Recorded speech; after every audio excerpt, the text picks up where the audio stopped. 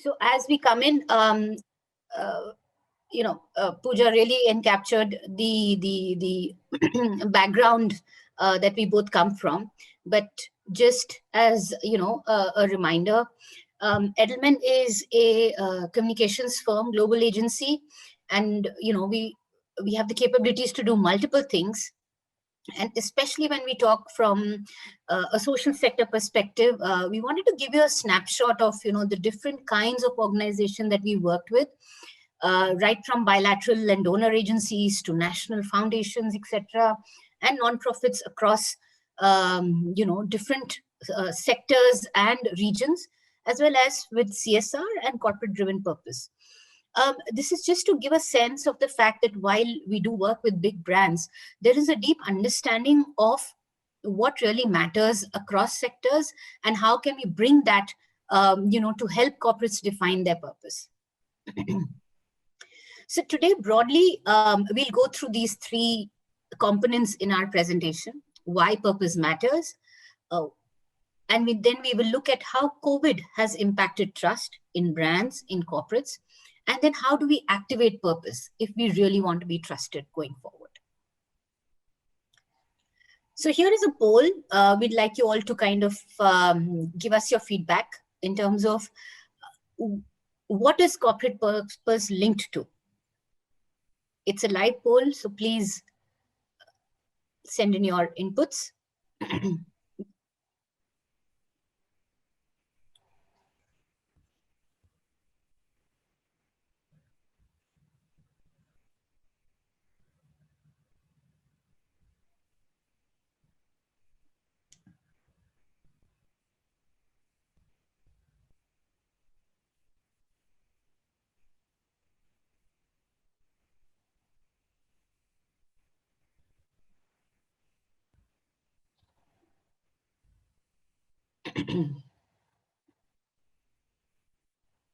We are on the halfway mark, and it seems that we believe corporate purpose is linked to the values that a brand or a company stands for, correct? And to bring about positive change in the lives of our stakeholders, suppliers, consumers, partners, etc. Some also believe it should be linked to national priority issues.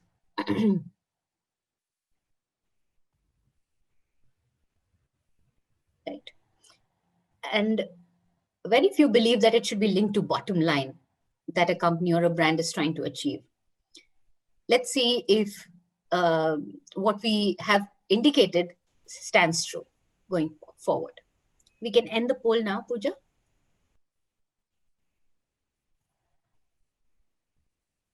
Right.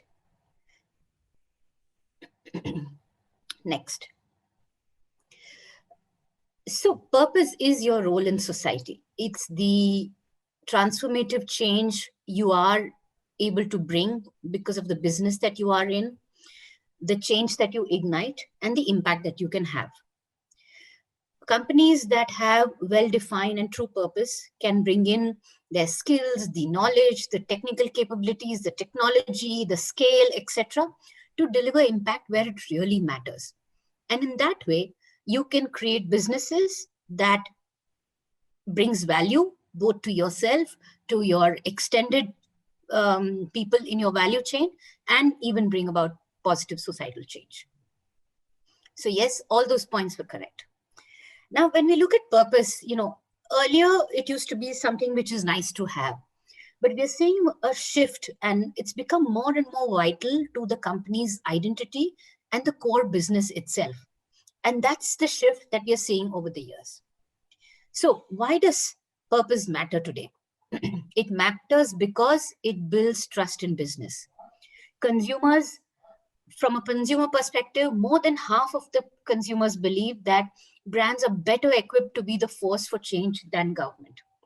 And this is as latest as 2018 and 2019. Employees believe they love to work in an organization that stands for something more than just selling products or providing services. Almost 60% of employees say that we want our employers to be trustworthy sources of information on social issues and other topics that matter to all of us. Investors are keenly looking at ESG, data points, rating scales, etc. Some are even changing the firms that they invest in as and when required. And 63% have said that the last year have really changed the way investors look at investing in companies. And of course, we've seen through, in the last 1 year, how policymakers and regulators more and more are expecting companies to align with national priorities.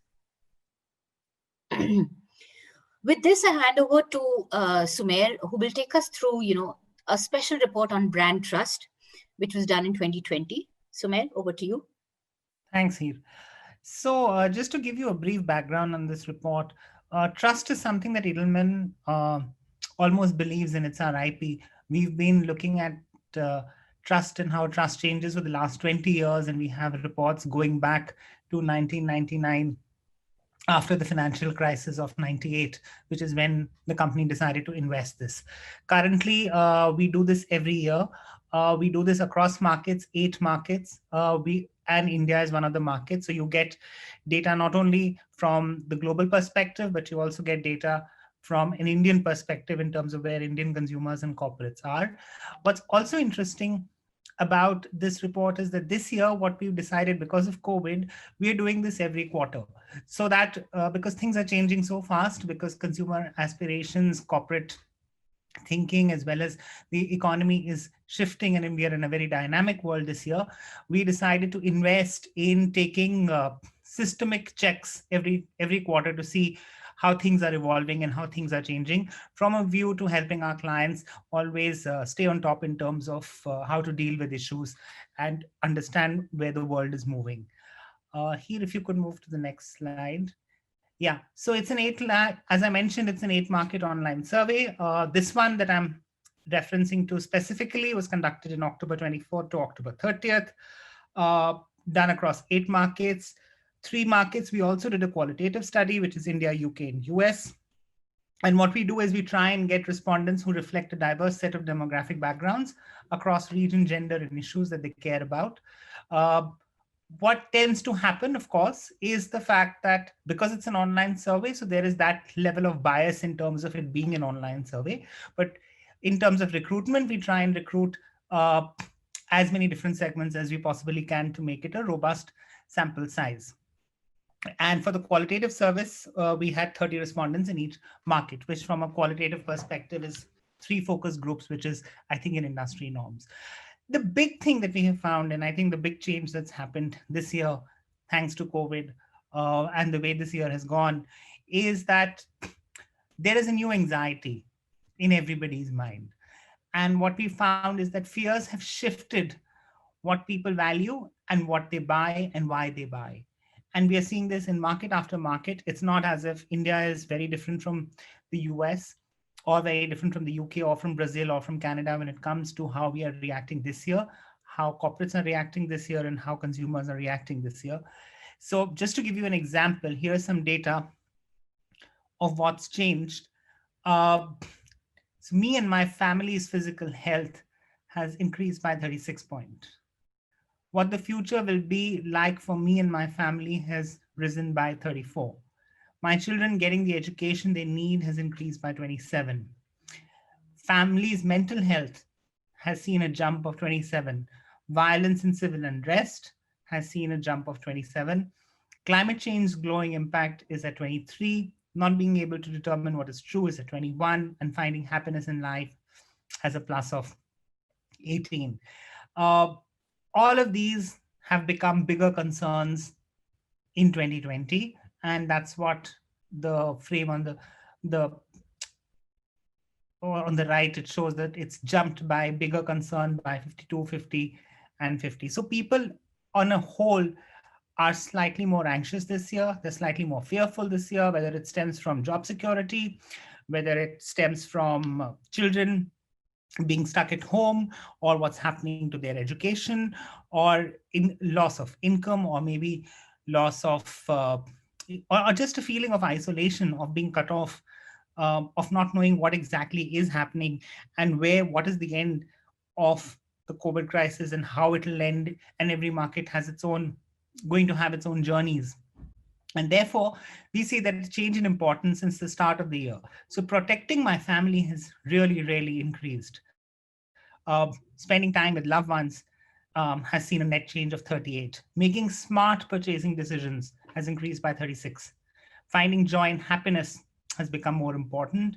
Being in control of my future, becoming the best person I can be, helping other people, and working to make the world a better place uh, seen have all increased in importance and have all seen a positive net change. And this is really what COVID is doing. If you look at India specifically, uh, Indians expect most from brands to solve both societal and personal problems. So while at a global level, societal issues are in 89 and personal issues are in 83. If you look at India specifically at the top, left-hand corner, middle left, it's at 98, 97, which is higher than even the global average, where people expect percentage who want brands to address one or more societal and personal issues, right? And this is, if you look at the bottom charts, which break it down, there isn't much difference by age between 18 to 34 or 35 to 55 and 55 onwards. And there isn't much difference even in terms of gender or even in terms of income. So low income, middle income, and high income, all of them are falling at the same place where they're saying that we expect brands to solve both societal and personal problems.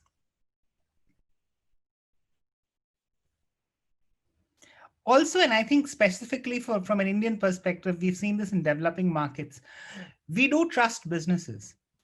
And that's an important aspect we must always keep in mind, that unlike Europe, which is very cynical, which has seen big companies and big corporates for a long while, there is a lot of cynicism when it comes to what a brand can do and what a company can do and what a corporate will do. Uh, in most of the Western world, they don't believe that companies and brands are a force for good. But in developing world, including in markets like China, including in markets like Southeast Asia, where maybe the infrastructure and the government's ability to do as much is limited, we see that brands are seen as being more effective, creative, and responsive than even the government. So there's almost an expectation that a brand will step into this, and it's all right for a brand to step into this. While if a brand takes on a more purposeful led charge in Western markets, seen with cynicism. So in many cases, brands can do more to solve social ills than governments, is at 55%. Brands have better ideas for solving our country's problems than government, is at 48%. It's easier for people to get brands to address social problems than to get government to take action to change things for the better, is at 55%. Because brands ultimately, because are more responsive, because they react to market sentiment and consumer sentiment in a way that maybe governments take their own sweet time to react to those sentiments. And India also leads in percentage who say that the brand I'm using are doing an excellent job in helping the country and its people meet the challenges it is currently facing. It may be because of the idealism of the Indian consumer that it's so high. But again, as I mentioned earlier, this is something that we see in all developing markets. So India, China, Brazil are at a much higher level than, say, US, Canada, UK, Germany, and France. So they do believe that most of the brands that they interact with, most of the corporates that they interact with, the story hasn't been spoiled yet. We believe Reliance is doing a good job. We believe a company that's setting up offices is going to help the city or the local economy. We believe that businesses are not inherently bad and can be trusted. And that's something peculiarly and uniquely something, a facet of developing markets and a facet of India as well. And again, this doesn't change much by income or age levels. However, here is an interesting part. This is the change that we are seeing. We are seeing a brand taking actions that help workers in local communities in times of crisis is more important than a brand making a public promise and issuing communications about what it intends to do to help workers. So across the world, people are asking for action. People are asking brands to step up. People are saying, yes, I trust you, but then you need to act. You don't need to just say. you must do something. From an India perspective, it's at 56-44, where 56% of the respondents felt that brands must take more action rather than just pay lip service to what they want to do. Of course, it goes higher in other markets. And here is another interesting thing that we found, where people are saying, solve the problem for me, don't just sell to me, especially in times of COVID. And we have found a lot of companies have pivoted their business formulas in this period. So when a Swiggy steps up to start doing deliveries, non-food deliveries, to act almost like a courier boy, they are solving a consumer problem, because in the lockdown, it wasn't possible for people to go to and fro, but that e-commerce was allowed to make deliveries. When Lifebuoy turns around and says we are repurposing all our communication and all our efforts to ramp up production of hand sanitizers. And in fact, lots of alcohol companies stepped forward and said, because alcohol is a key ingredient in hand sanitizers, to say, let us also start making hand sanitizers because the world needs it. That's what people want. People want to solve the problem and not just sell to them. So therefore, how do you solve problems? You be a reliable source of information. You be an innovator. You be a dependable provider. You protect them. You educate them.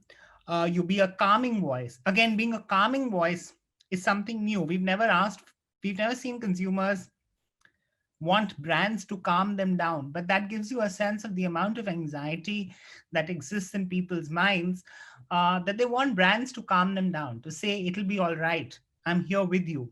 I'm working at this too. I'm trying to solve this problem just like you're trying to solve this problem.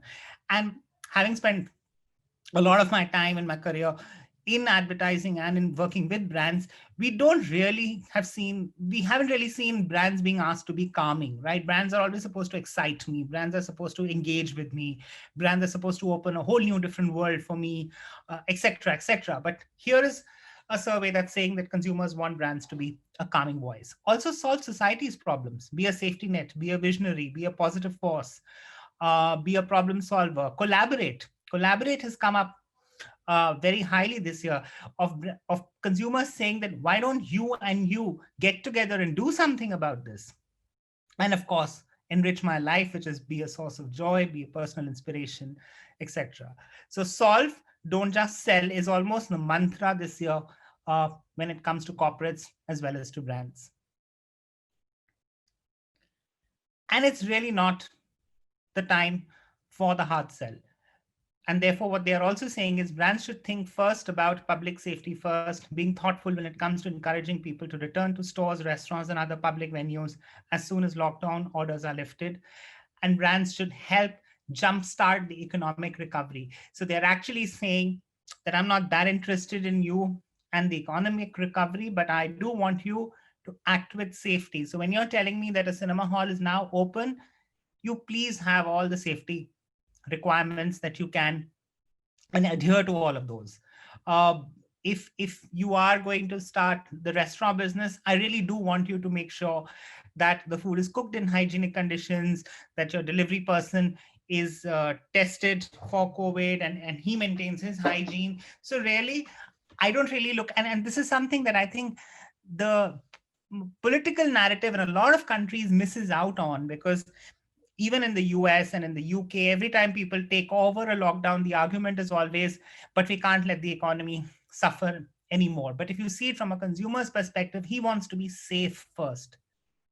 You know, as they say in Hindi, jaan hai to jahan hai. So they want to be safe first. And once they are assured of their safety and their anxiety is taken down a notch, then yes, of course, please go ahead and be the wonderful help to the economy that you are.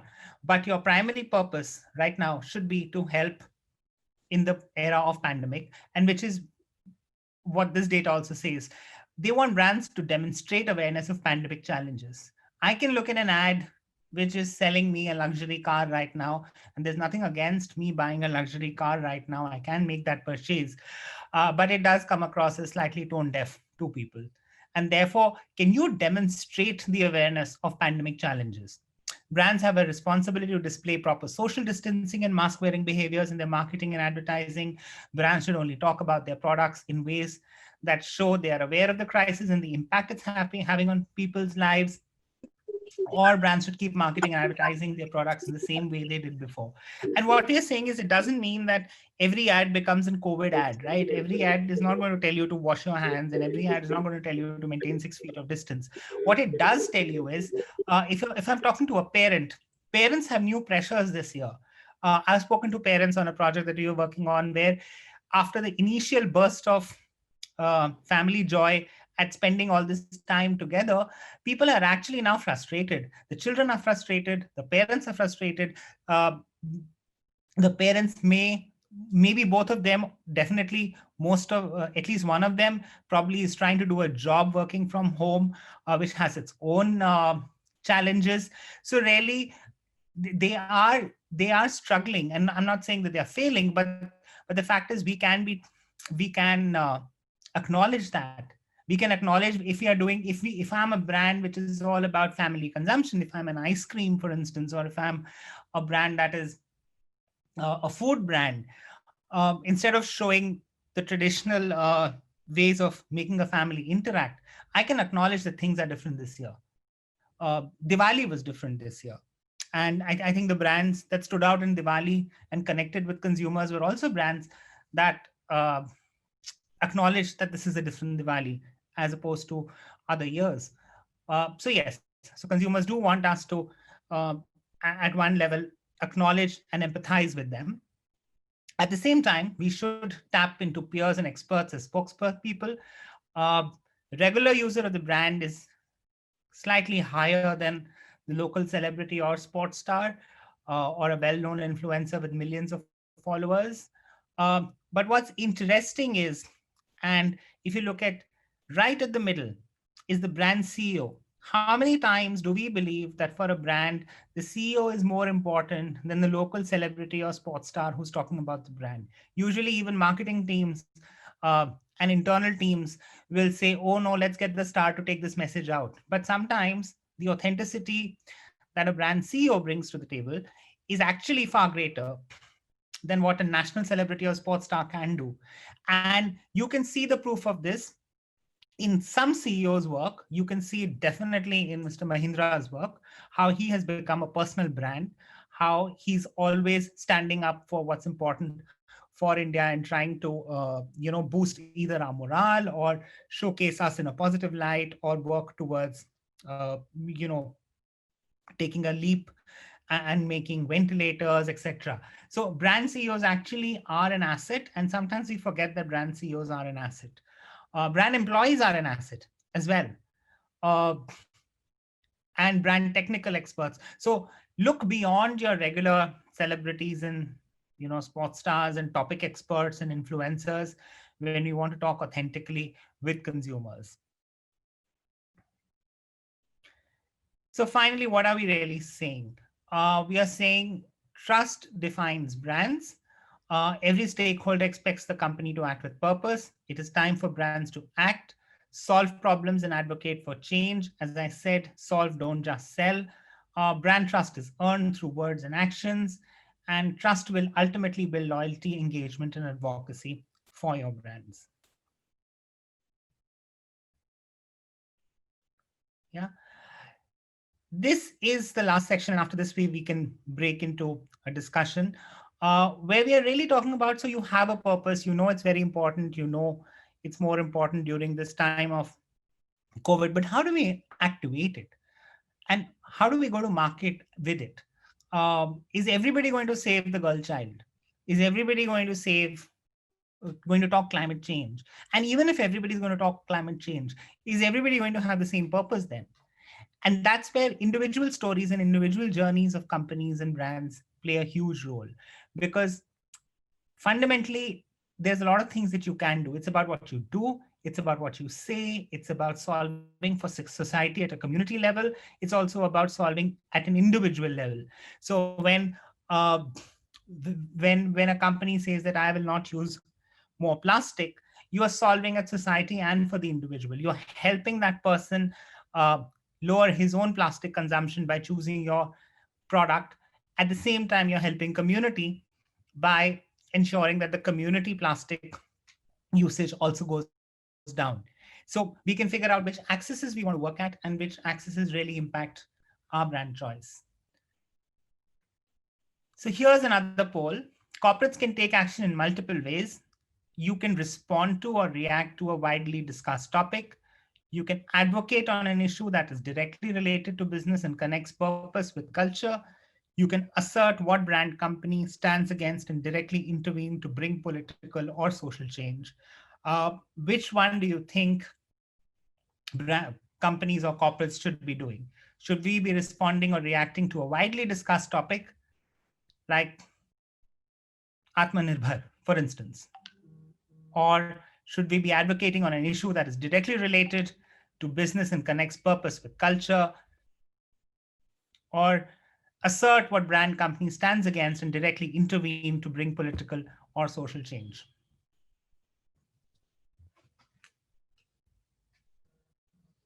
I can see the authenticity in the crowd here, because in a only marketing forum, responding to a widely discussed topic usually gets more votes. So, I mean, so we don't want to do it just. What this room is saying is, don't just do it because it's in vogue right now. Um, do it closer home. Do it for a reason bigger than taking on something that's buzzy.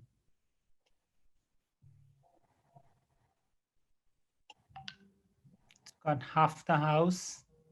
Let's give it 10 more seconds and get all the votes in.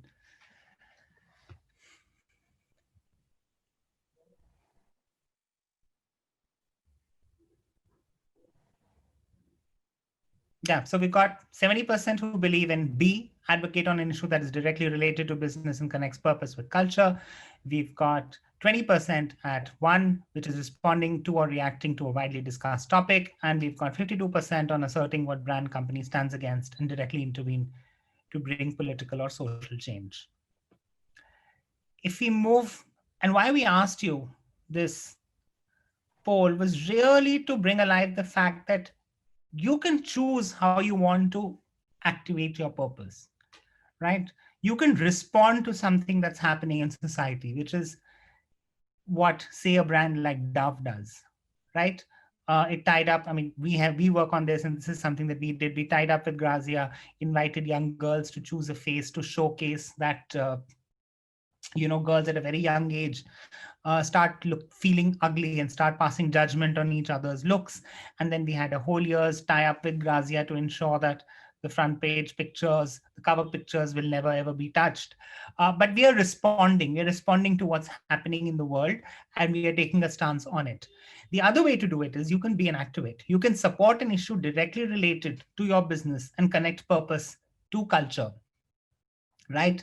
So when Dove does real beauty series across the world or ties up with Shonda Rhimes, then it advocates for biases to be taken away from the world of women. Or you could actually be an activist, right? You could assert what you're against and directly intervene to bring political or social change, which is what a brand like Patagonia does when it says, don't buy this jacket because you shouldn't. I don't believe in fashion that's forever being changed and forever being consumed, and therefore its ill impacts on the environment and on the industry.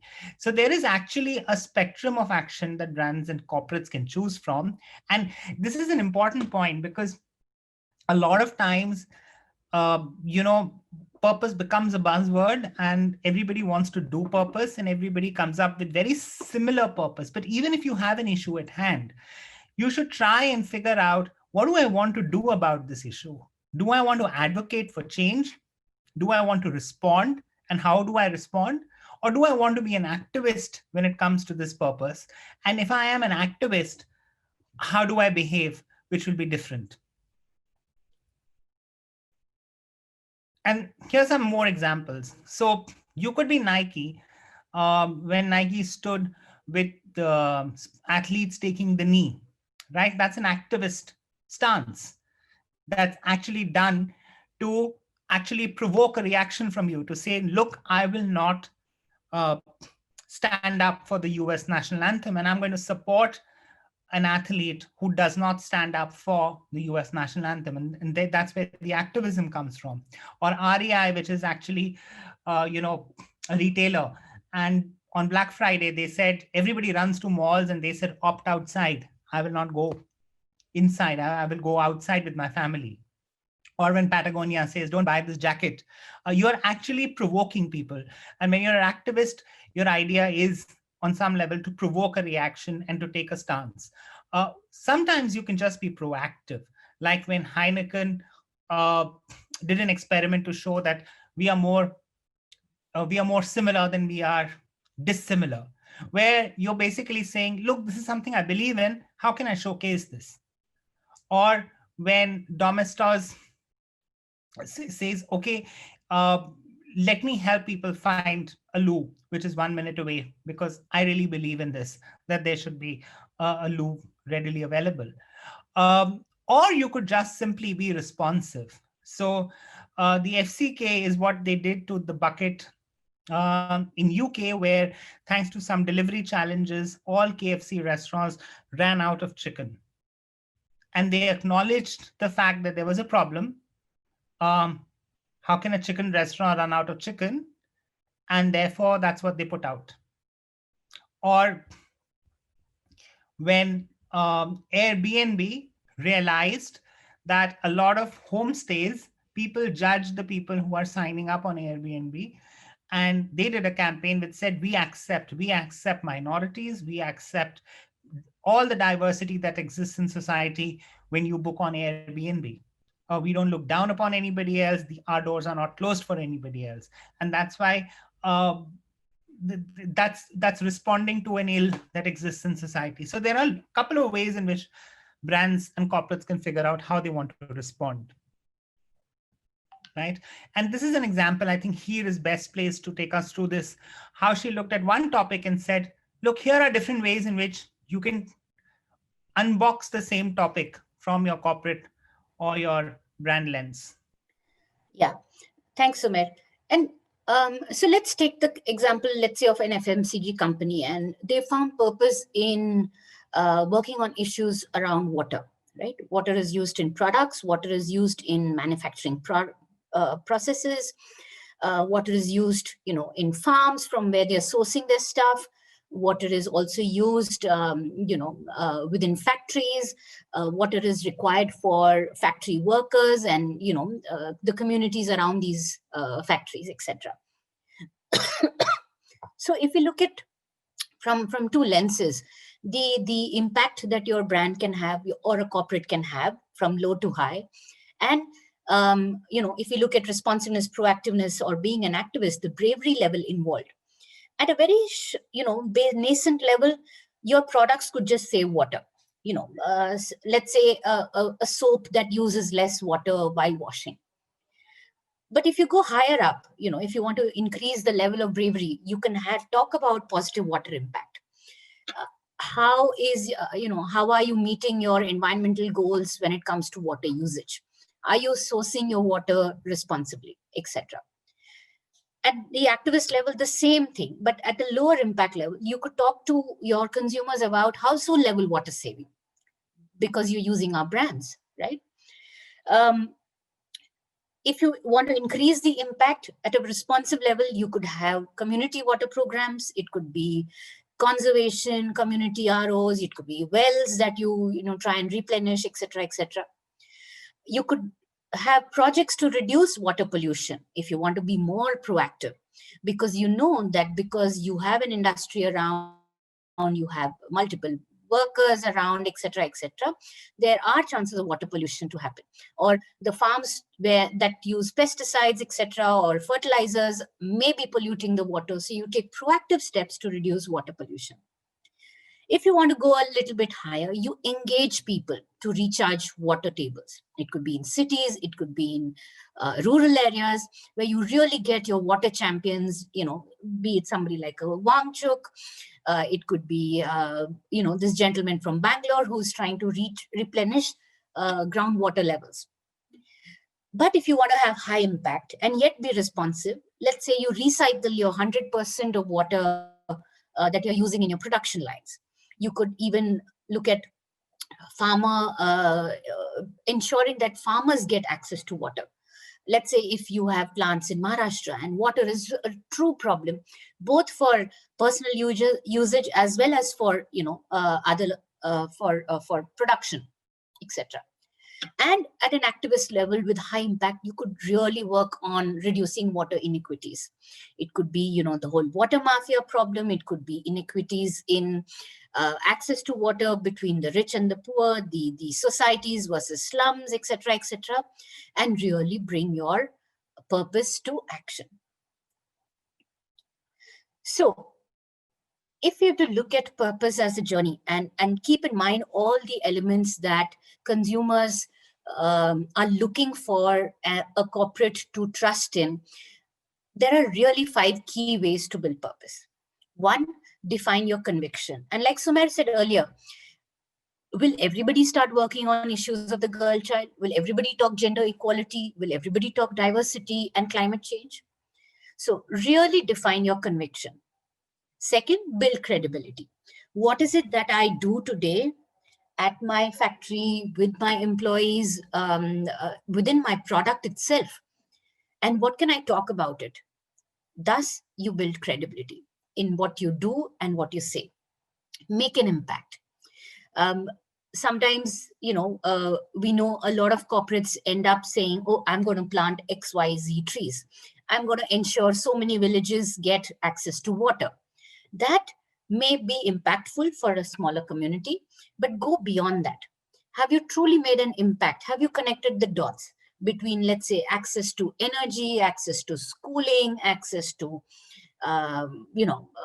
no difference for boys and girls to reach that school, etc., etc. What is the impact that your work or your products are truly making? Issue a provocation if needed. And finally, invite participation. Like the research also said, it truly today, you cannot work alone. Corporates, because you're seen as having the ability, the access to technology, the responsiveness, work with others, work with civil society organizations, engage with the research and academia, work with governments, and ensure that both personal and societal change happens.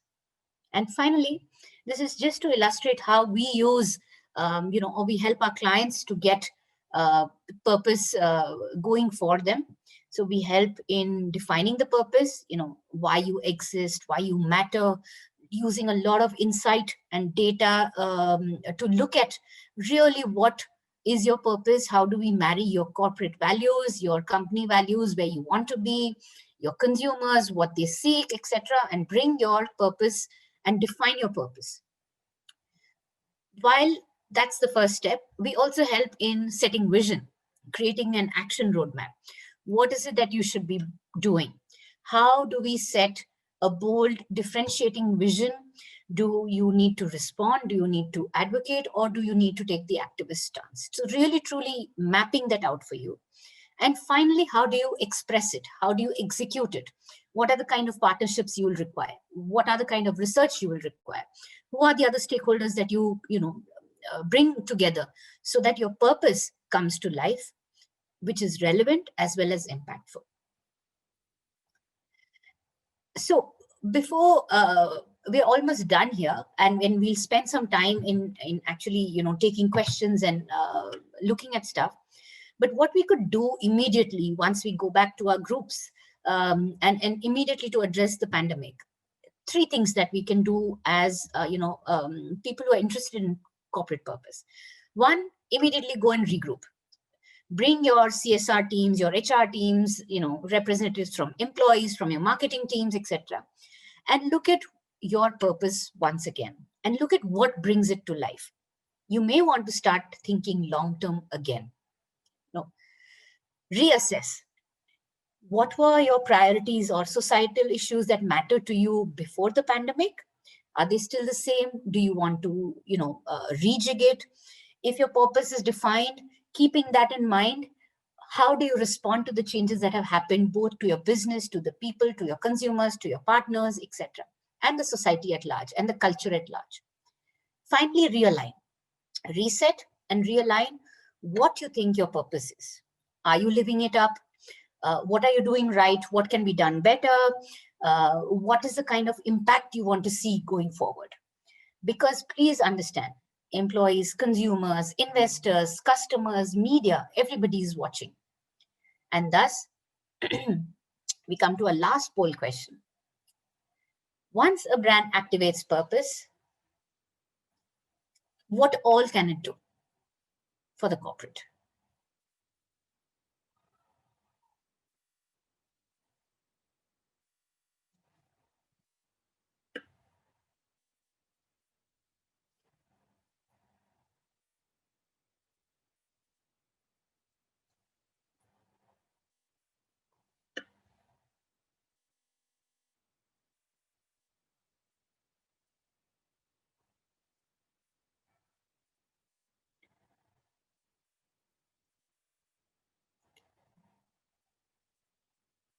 So it seems like bringing purpose live into your brands to consumers. It shapes its impact on society, are seeming the favorites right now while we are halfway through.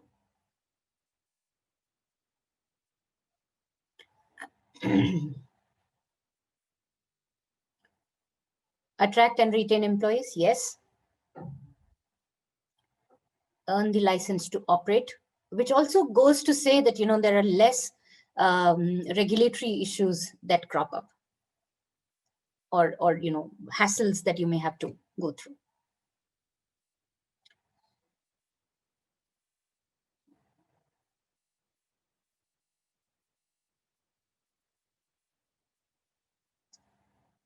Any more responses?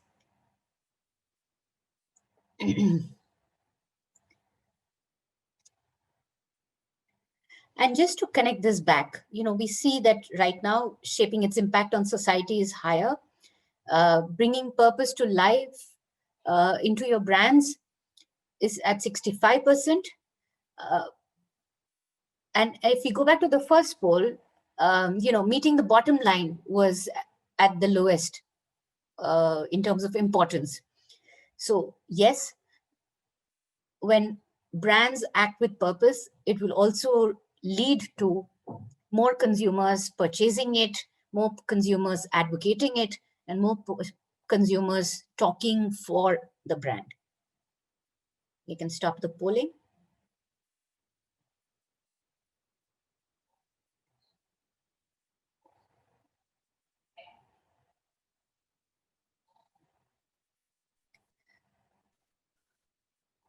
So in the end, purpose will have its place once we move post the pandemic. We need to now focus on what is the proof of our purpose, what is the action brands are taking today, and how do we build trust which is much more lasting. With this, I open out for questions, and if there are any queries, I see some in the chat here. Should we start taking questions from the chat, Pooja? Yes, ma'am, that will do. And in case if you'd like people to unmute themselves and ask, that too can be. Right. Yeah, so Gaurav has asked from Stir Education, access to the presentation. Sumeer has responded. The trust reports are all available at edelman.com. Please take a look at them. There are videos as well. There are reports as well.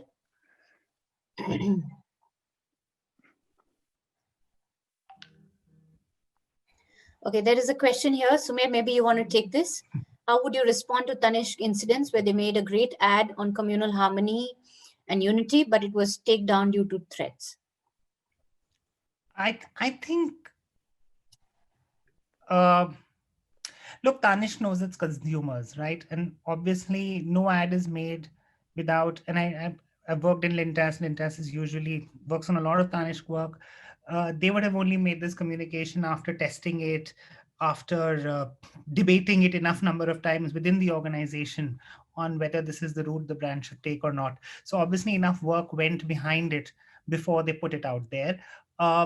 What ended up happening is they started getting trolled. And I think what was the penny drop moment for Tanishq was that their employee details were being posted online. And it's more, in my view, it's more a comment on the times that we live in, that companies don't feel safe enough, their employees don't feel safe enough um, to to let that happen.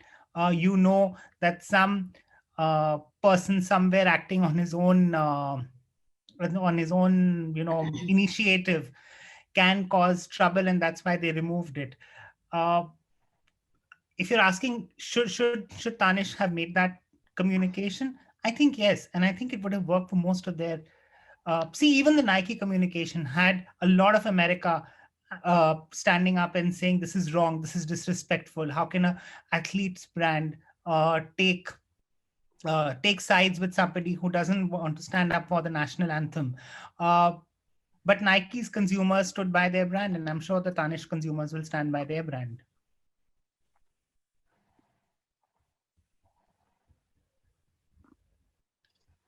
I'm just going to put up the final takeaways from the report, and you can continue. Are there any other questions, any other points of view? Please feel free to unmute and share those with us. Any questions? Also, I just wanted to add to the Manish point. This is all very new to us.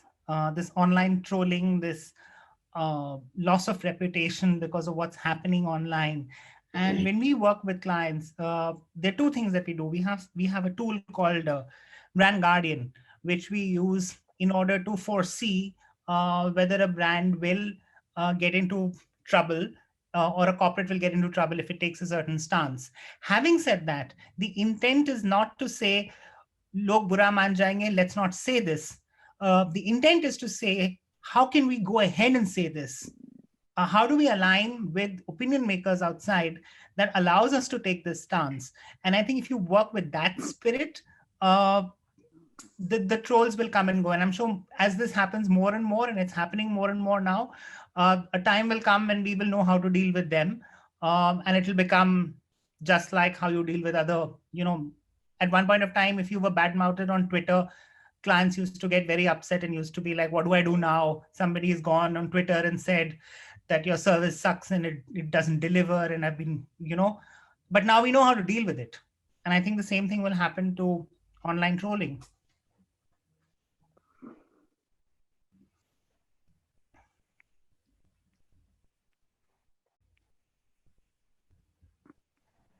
The other thing here and I were discussing when we were putting this together, especially the first poll, was I think a lot of cynicism happens with purpose because the purpose becomes the marketeer's last resort. So a lot of times when brands don't have anything new to say about their product or corporates, they start saying, oh, but look, I stand for the girl child. I stand for this. I stand for that. And I think consumers can smell that, and consumers know that it's just greenwashing and purpose washing and it's not authentic. And therefore, I would want the CEOs to own the purpose and not the CMO to own the purpose. Because I think a lot of times only the CMO owns the purpose and he's really looking at purpose as a way to attract attention. But when the CEO owns the purpose, then the company behaves in a different way. Its supply chain will behave in a different way.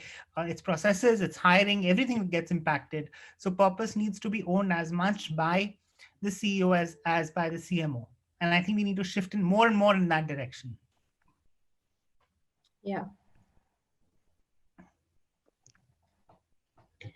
In fact, if you're looking at, the trust reports, do also look at the ESG focus report, where it's very clear that, even how employees are very, very critical, and employee well-being today is much more critical to ESG ratings and how investors are looking to invest in companies. So here's a question. Is trust and purpose the same in the eyes of the consumer?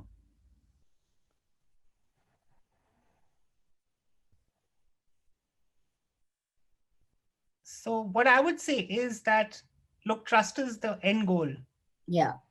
and purpose is one of the ways in which we earn trust with our consumer.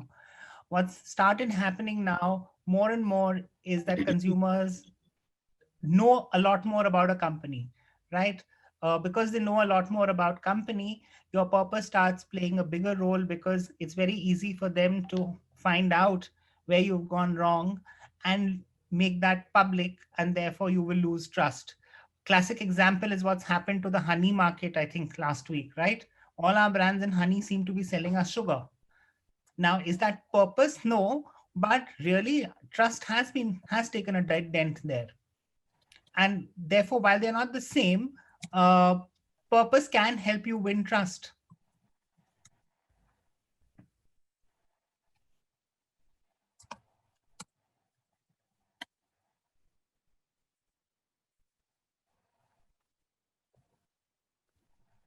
Yeah. Shikhar is commenting, hope more brands take a stand. Sorry. To support India's social diversity. Yes, definitely. And a lot of brands do today. Even if we look at, not just the Tanishq cat, but even others, this whole thing, diversity, even in terms of gender, diversity, even in terms of regional differences, etc., is being addressed by a whole host of corporates today. That's the other thing, I mean, a lot of companies, a lot of times talk about diversity now because the West is talking diversity. Well, in India, what does diversity mean in India?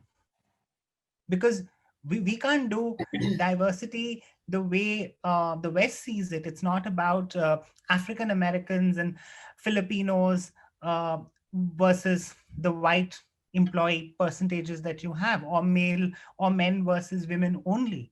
So if I were to bring the diversity agenda to a country like India, would I ensure that every caste finds representation? Would I ensure that every religion does? And sometimes, and that's what gives teeth to these topics like purpose and diversity. How will you implement it? What does it mean to people in your organization? Yeah. We have another question. Deepta, she says, how do we motivate consumers to check the authenticity of the purpose of a company? Like when a corporate talks about a social issue they're addressing, however, when you check out, you find that the story is different. Yeah, so Deepta, this is exactly what Sumeer mentioned and alluded to earlier, right? Purpose is not just in your communication. You have to act it as well. You need to be seen um, acting with purpose and doing what you said you're going to actually do. So, for example, let's say if you are a company, let's say you are one of the food delivery company, right? And if you talk about safety, etc., and if you don't see that in the deliveries that happen, etc., then there is going to be a difference in the way people look at the kind of work that you're doing, and ultimately what is the action that happens. Yeah. In fact, the challenge to a company would be to always work on say and do model. So if I'm saying this, what am I doing? And that way, if a consumer then checks, he will find not only your communication or your intent, but even find what you've done in regard to whatever your purpose is. And that will make it authentic, and that will make him see it as a genuine purpose that you're following. Yeah. And also, another point which we said earlier is don't just use your communication and your advertisement and your celebrities to do the talking. Engage with your stakeholders. Your employees can be your voice. That will make it your communication authentic. That will ensure that you are engaging with all kinds of people. You are engaged with partners.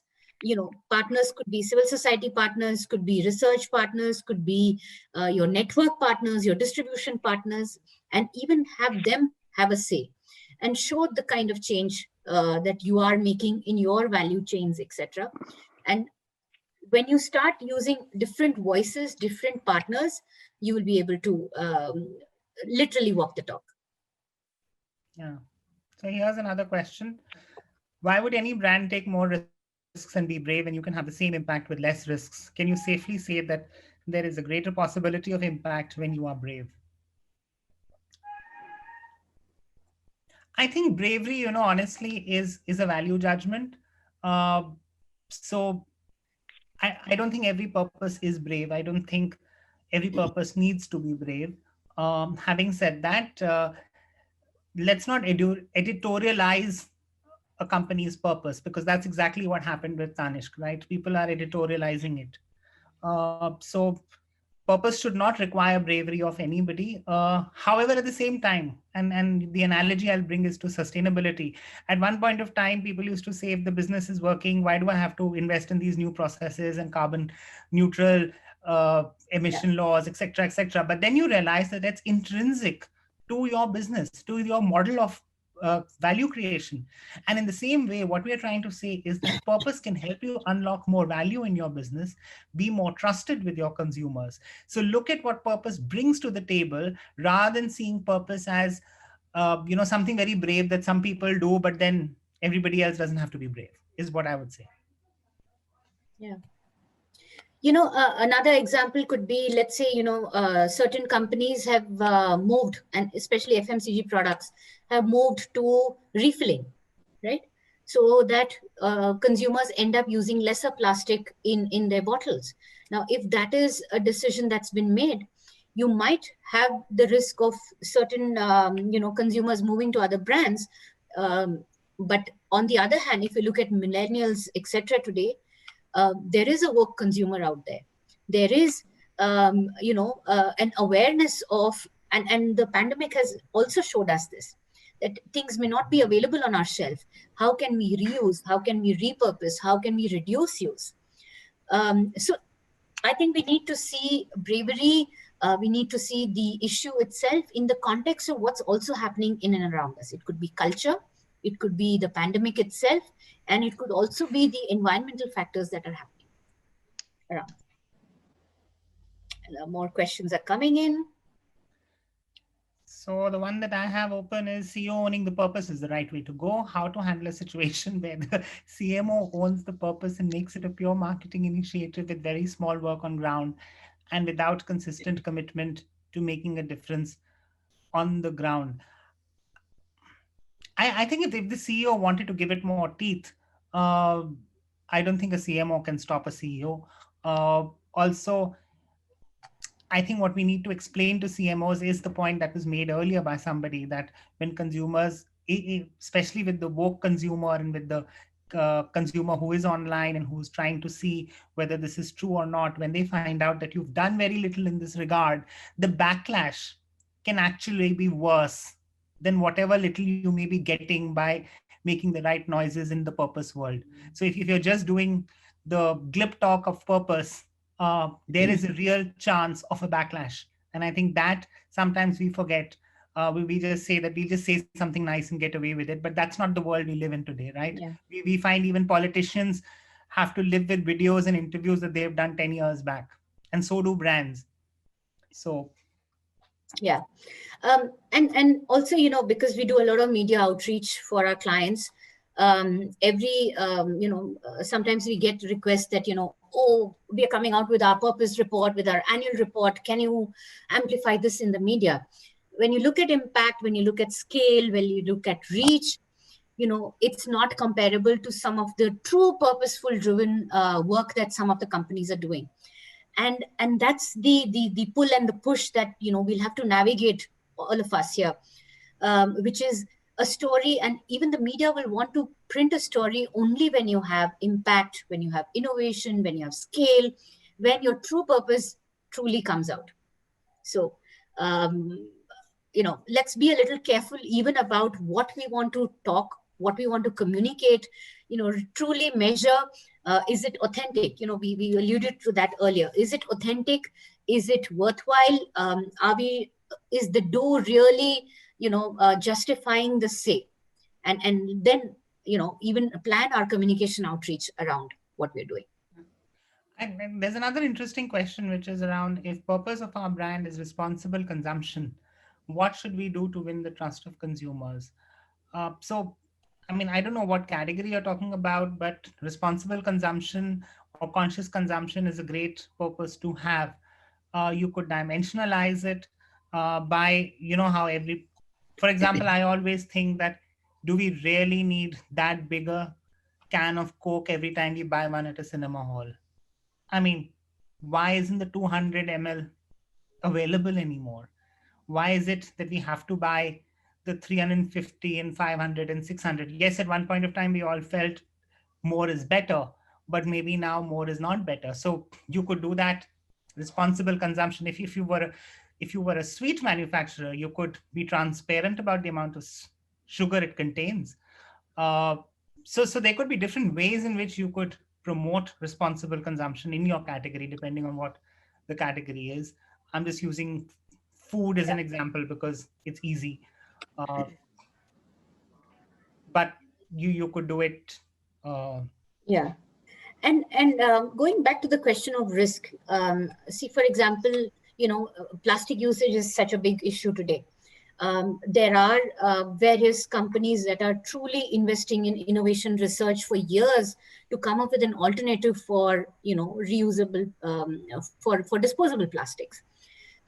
We have CEOs who have taken on cleaning up ocean plastics, for example, as and then reusing that plastic to recycle and create your yeah, to bottle your products. yeah. So activism can happen at all levels. Purpose can really be built in and really be embodied by each and every person of that company. There is also an interesting question here. Are we at a stage where leap in thinking is needed in purpose framing by organizations now? Manisha, if you can put your put your unmute and explain this your question a little further, please. Are we at a stage where leap in thinking is needed in purpose framing by organizations?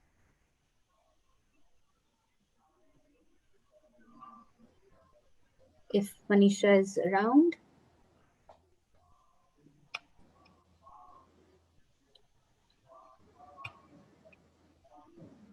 Okay, maybe we'll try and maybe rephrase to check. Are we at a stage where leap in thinking is needed in purpose framing by organizations now? Are you saying that organizations who are defining their purpose need to look at things differently? If so, yes. And even if you look at, one, of course, what is your business, what is the change you want to achieve, what is the technology, what are the skill sets, what are the positives that you have, and what's the impact you want to create. When they all intersect, you're going to come up with your purpose. And then you may want to decide whether you want to just respond, you want to advocate or activate, and then that will help you arrive at your purpose. Yeah. I hope that was clear, Manisha/India. So Right. here's another one. What are some good strategies in marketing and sales for small boutique farm products? We heard from a different panel that farmers should be given the tools of marketing directly to their phones. Assuming a class 10 pass farmer, what are the ways to ease this process for her or for him? Uh, Look, that's a area of expertise, but fundamentally I think to expect the farmer to market himself also now is a little too harsh on him. So I think he needs to be given his fair price, something that includes profit, because profit, by the way, in economics, and I'm an economics graduate, profit is part of uh, what you earn. So he needs to get his profit and maybe somebody else needs to market. But there are ways in which a lot of local organic farming has started. I live in Gurgaon, and we have seen there are farmers markets that are cropping up, stuff like that. So I don't know whether he'll be able to do it on his mobile phone, how far he is from, say, a main city like Gurgaon. Uh, so all those logistical issues apart, uh, maybe what we need to do for him is to ensure that source from him and give him the fair price that he Yeah. deserves. Um, to add to that, today there are also strategies where if you work with farmer producer organizations, then access to fair price, access to larger retailers also goes up. So maybe, direct marketing may not necessarily be a solution here, but, you know, collaborating and, creating cooperatives, etc., may be the way to go. Alternatively, if you want to invest, and this is a different approach that you may want to take, if you want to invest in capacity building of the younger generation of farmers in marketing, in accessing, digital tools, etc., digital financial products, etc., then that's another space that you can also go in. So you will truly have to, kind of look at uh, what is your product, what's your reach, what's your scale, and then who is your ultimate buyer of your services. Yeah. Can it go So directly to retail? Can it go to a food manufacturer? um, or does it need to go to consumer directly? So a lot of things will have to be seen. But just as because you're asking, you may want to look at the farmer producer organization route as well, or you invest in capacity building of the second generation of farmers, because they are much more savvy with mobile phones, etc., and they can also be encouraged to help out on the farm itself. So we've seen this even in milk, right? Right now, again, this is Yeah, more a mint. Gurgaon example, but a lot of milk is now getting packaged as organic milk and coming straight in a bottle to your home, which is different from the Nestle's and the Amuls and the mother dairies of the world. So, and I'm responding to the word boutique in your question, because boutique means that you know that this is an avocado, it's not for everyone. Or maybe boutique, you mean small sized farming, in which case I think the option that he is mentioning, which is to go to a farm retailer, is better. But everybody cannot do marketing. I mean, I work in Edelman because I'm a strategy person. I can't run a company. So that's why I work in a company. So everybody can't do everything. Yeah. Also, and again, I'll tie this back to some of our earlier questions, which is, we need to think differently.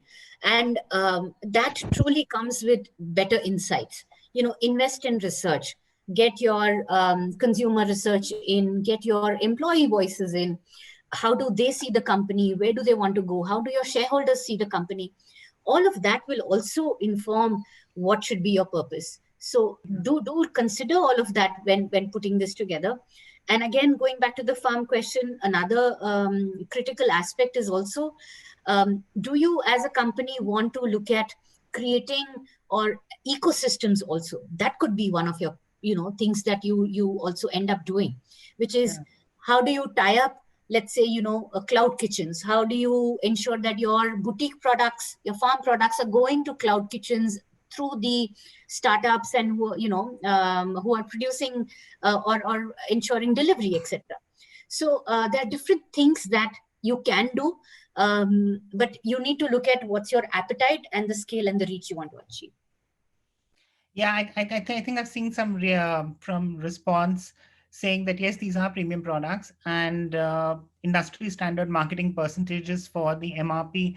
Sorry, we wouldn't have an idea of that because we don't do the marketing. But I guess it would be what it is, what the market's able to command. I mean, I'll give you an example. Avocados were more expensive 5 years back than they are now. Yeah. Broccoli 10 years back, 15 years back was a completely premium product. Today, broccoli is available everywhere in this country, and it's sold pretty much like a cauliflower is sold. So, but just to add and give you an insight into work that we've done, Indians like to upgrade in the area of food. We like to spend disproportionately when it comes to food. We believe a sign of living better is eating better. So if you're doing well in life, you will eat better. And that's why sometimes, even foolishly, Indians move from uh, brown rice to white rice and then will buy a branded brown rice because their income is able to pay for it. Sometimes we change behavior just for status and just for novelty, and just to upgrade ourselves. So premium food products should have a good market in India. And we are seeing this. We're also towards the end of the session. If there are any other questions, please send them through. And thank you for all those people who asked these fabulous questions and have engaged with us and have responded to the polls. And we're very happy to see that, truly this group embodies, and realizes the importance of purpose and trust.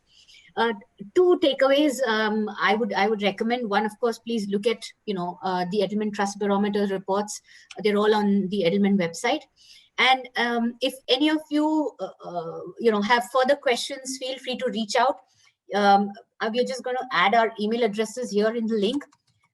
So if there are any further questions, any other help required, you can reach out to us directly or through Pooja and team.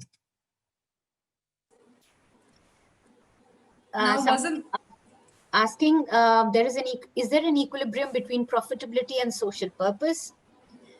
Is there a benchmark? Is there a thumb rule? I would say it isn't. Sumeer, the question is equilibrium between profitability and social purpose.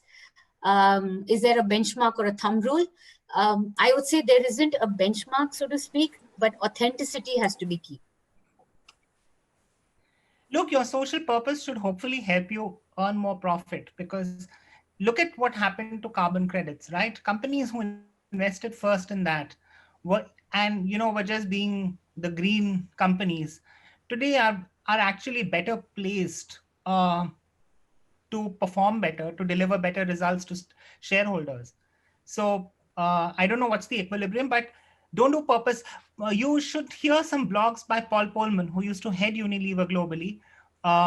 He talks a lot about purpose, and he's ensured that every brand on HUL now has what he calls a Unilever sustainable living purpose. So here's some of the stuff in literature that he talks about on the topic that you asked. Yeah. Over to you, Pooja. Now, wasn't that plenty of food for thought? Thank you so much, Sumeer and Heer, for that fabulous and insightful session.